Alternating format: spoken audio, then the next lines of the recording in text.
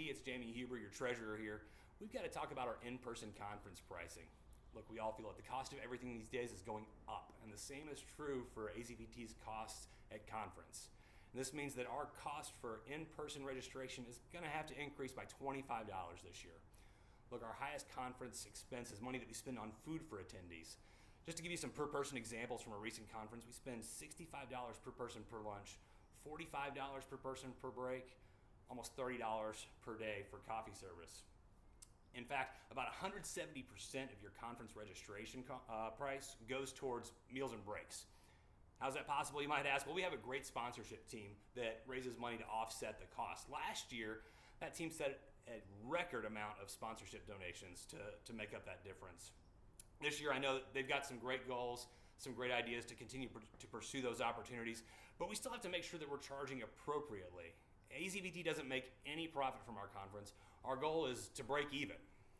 Now, some of you I know might ask, why are we paying so much for meals while we're watching our bottom line so closely? Why not just go out on our own to a restaurant for lunch? The truth is, the most valuable thing we have is our time.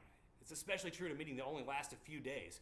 Anyone who's involved in the planning process will tell you the most challenging part of hosting or planning a meeting like this is managing that delicate balance of the time and the schedule between our presentations, our breaks, our rest time, when do we start and stop each day.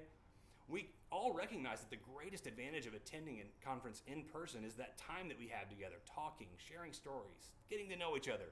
But we have to remain focused on the educational content that we're providing. So we schedule breaks and meals in a way that gives us time to network and converse, but stay on track. That means that to manage our most precious resource, our time, it's most beneficial for those meals and breaks to be catered adjacent to our meeting space. And that is expensive.